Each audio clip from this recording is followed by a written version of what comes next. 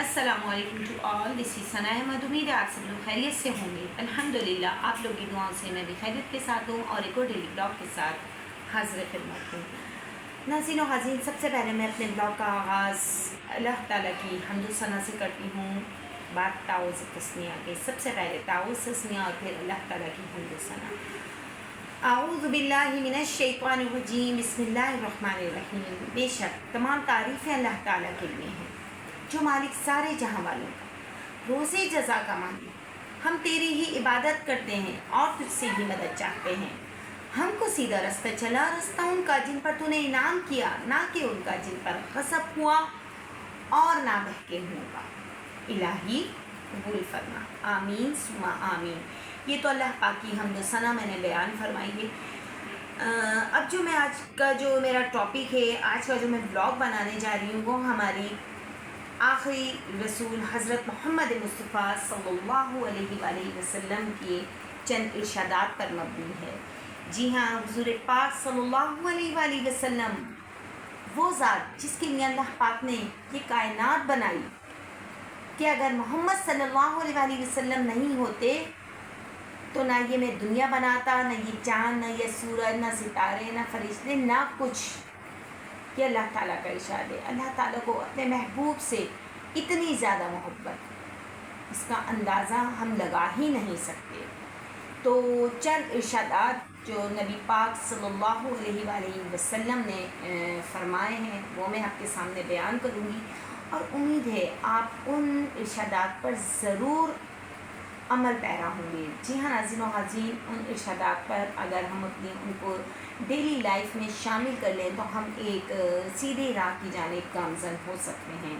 سب سے پہلے تو حضور پاک صلی اللہ علیہ وسلم کا ارشاد ہے کہ حسد آدمی کے ایمان کو تباہ کر دیتا ہے، جس طرح ایلوا شہد کو کڑوا کر دیتا ہے، تباہ کر دیتا ہے۔ ایلوا ایک کڑوی چیز کا نام ہے، اور شہد کتنا میٹھا ہوتا ہے، اگر وہ ایلوا ہم شہد میں ملا دیں تو وہ شہد کڑوا ہو جائے۔ اسی طریقے سے حسد آدمی کو تباہ کر دیتا ہے، تباہ برباد کر دیتا ہے۔ ایک مرتبہ حضور پاک صلی اللہ علیہ وسلم نے ارشاد فرمایا، اگر تم نے کسی شخص کی ایسی جگہ توہین کی جہاں اس کی عزت بنی ہوئی تھی تو اللہ تعالیٰ بھی تمہاری ایسی ہی جگہ توہین کرے گا کہ جہاں تمہاری عزت بنی ہوئی ہے۔ اللہ اکبر۔ جی ہاں ناظرین و حاضرین، دیکھیے کہ ہمارے نبی پاک صلی اللہ علیہ وسلم نے دنیاوی کام کی کتنی خوبصورت ترین بات کہہ دی ہے کہ اگر ہم کسی ایسے شخص کی توہین کر رہے ہیں اور ایسی جگہ پہ کر رہے ہیں جہاں اس کی عزت بنی ہوئی ہے، تو اللہ تعالیٰ بھی ہماری ایسی ہی جگہ توہین فرمائیں گے جہاں ہماری عزت بنی ہوگی۔ تو ہمیں اس برائی سے، اس بات سے بچنا ہے، ہمیں وہ عمل نہیں کرنا جو کہ یہ بیان ہے، جو کہ نبی پاک صلی اللہ علیہ وسلم کا ارشاد ہے۔ حضرت ابو ذر غفاری نے فرمایا کہ حضور پاک صلی اللہ علیہ وسلم کچھ ارشادات فرمائیں تو آپ صلی اللہ علیہ وسلم نے فرمایا، بہت زیادہ ہنسنے سے بچو، کیونکہ بہت زیادہ ہنسنا دل کو مردہ کر دیتا ہے اور چہرے کے نور کو غارت کر دیتا ہے۔ فرمایا کہ کچھ اور بتائیے۔ آپ صلی اللہ علیہ وسلم نے ارشاد فرمایا کہ تم حق بات کہو، حق بات بول دیا کرو، اگرچہ کسی کو کڑوی ہی کیوں نہ لگے۔ تو یہاں ایک اور بات ہم پر ظاہر ہو جاتی ہے کہ ہمیں حق بات کہنے میں کسی جھجک کی، کسی شرم کی ضرورت نہیں، ہمیں حق بات فوراً کہہ دینی چاہیے، چاہے وہ آگے والے بندے کو کڑوی ہی کیوں نہ لگے۔ تو یہ ہمارے نبی پاک صلی اللہ علیہ وسلم کا ارشاد ہے۔ اللہ کے معاملے میں کسی ملامت کرنے والے کی پرواہ نہ کرنا، رب کی رضا کا گویا کام کرتے رہنا۔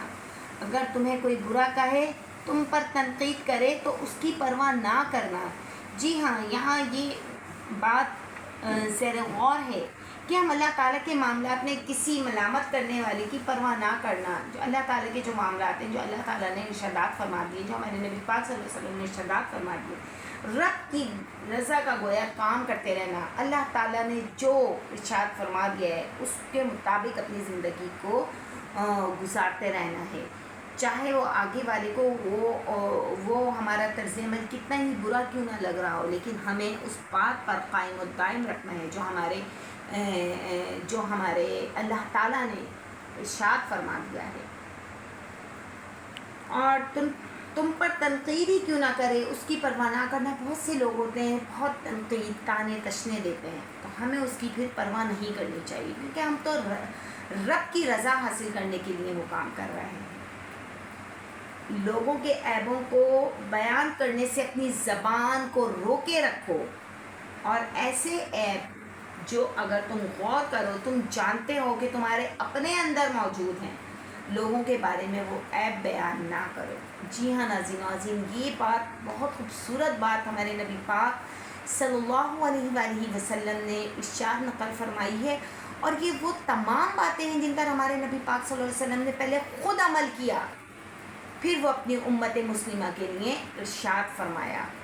آپ صلی اللہ علیہ وآلہ وسلم کبھی کسی سے حسد نہیں کرتے تھے، کبھی جیلسی نہیں کی۔ آپ کے سامنے بڑے بڑے بادشاہ آ گئے، لیکن آپ نے کبھی حسد نہیں کیا کہ یا اللہ میری زندگی ایسی اور ان کی زندگی ایسی۔ کسی بھی معاملے میں آپ نے کبھی آپ نے حسد جیلسی کو اپنی زندگی میں جگہ نہیں دی، اسی لیے آپ اللہ تعالیٰ کے سب سے محبوب ترین بندے تھے۔ اور دوسرا یہ کہ اللہ تعالیٰ کی رضا کے لیے، رضا حاصل کرنے کے لیے، اللہ کو راضی رکھنے کے لیے ہر وہ کام کر دینا چاہیے جس سے ہمارا رب راضی ہو، چاہے وہ لوگوں کو تنقید لگ رہی ہو۔ لوگ تعریف تو کم کرتے ہیں، تنقید زیادہ کرتے ہیں، تو کرنے دیجیے، اس کی پرواہ بھی مت کیجیے۔ لوگوں کا کام ہی بولنا ہے، بولتے رہنا ہے، تو ایک کان سے سنیں دوسرے سے نکال دیں۔ کہاوت مشہور ہے کہ اللہ تعالیٰ نے دو کان کیوں دیے، ایک سے سنو دوسرے سے نکال دو۔ ایسی بات جو آپ کے دل میں نہ لگے، جو آپ کی مطلب شخصیت کو خراب کر رہی ہو، یا آپ کوئی نیک عمل کر رہے ہو، کوئی آپ کو برائی کی جانب گامزن کر رہا ہو، تو اس کی بات سنیں، ایک کان سے سنیں دوسرے سے نکال دیں۔ اور دوسرا یہ کہ بہت زیادہ ہنسنے سے بچو۔ جی ہاں، وہ میرے بہن بھائی جو بہت زیادہ قہقہے لگا کر ہنستے ہیں، زیادہ ہنسنا بھی انسان کے دل کو مردہ کر دیتا ہے، تو ہمیں چاہیے کہ زیادہ ہنسنے سے گریز کریں۔ حضور پاک صلی اللہ علیہ وآلہ وسلم تبسم فرماتے تھے، مسکرا دیتے تھے۔ آپ صلی اللہ علیہ وآلہ وسلم نے کبھی قہقہے لگا کر نہیں ہنسے، خالی آپ نے مسکرایا۔ تو آپ صلی اللہ علیہ وآلہ وسلم نے اپنے ارشاد کے ذریعے بھی یہ فرما دیا کہ زیادہ ہنسنے سے بچو، کیونکہ زیادہ ہنسنا انسان کے دل کو مردہ کر دیتا ہے اور چہرے کے نور کو غارت کر دیتا ہے۔ اور حق بات بول دیا کرو، حق بات بولنے میں کبھی جھجک نہیں آنی چاہیے، کبھی شرم نہیں آنی چاہیے، یا کبھی یہ نہیں دیکھیں کہ ہم حق بات کہہ رہے ہیں، ہم سچ کہہ رہے ہیں اور ہماری بات کو دبا دیا جائے گا۔ نہیں، آپ اپنی حق بات کہہ کر ہٹ جائیے، آپ نے اپنا کام پورا کر دیا۔ اب آگے والا بندہ سمجھے نہ سمجھے، وہ آپ اس کی پرواہ مت کریں۔ یہ ہمارے نبی پاک صلی اللہ علیہ وآلہ وسلم کا ارشاد ہے۔ اور بہت خوبصورت ایک بات بولی ہمارے نبی پاک صلی اللہ علیہ وسلم نے کہ کسی ایسی جگہ پر جہاں ایک شخص کی عزت ہو، وہاں اس کی توہین نہ کرو، کیونکہ یہ بات ہمارے رب کو پسند نہیں۔